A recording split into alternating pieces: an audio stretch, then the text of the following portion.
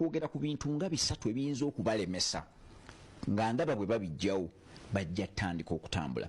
Ekisookera ddala ye impatience, nti wali okigenderedde Farida nti ffenna twali tubaddeko mu layini eya jaamu, n'ova mu layini ng'olowooza emmotoka tezitambula, naye n'ogenda ate mu layini etatambulirako ddala.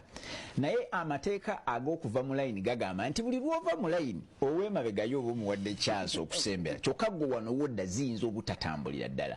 So abantu abaagala okutandika kye balina okusooka okuyingiza mu mutwe kiri nti ekintu kye bayita ssente n'okugaggawala babikola nga bitwala obudde.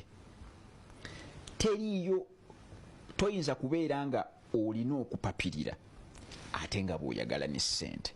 Omuntu yenna ayagala okugaggawala alina okwejjamu impatience. Ekyokubiri, abantu bawanika mangu, to give up easily. Abantu bonna abaludde mu mirimu abatandise obuntu ne babulwamu bagenda okumala ebbanga eryo nga bakuguse. Abantu nojja leero n'otunda ngatto n'ogamba tezifuna, enkya n'osuubula ebijanjaalo.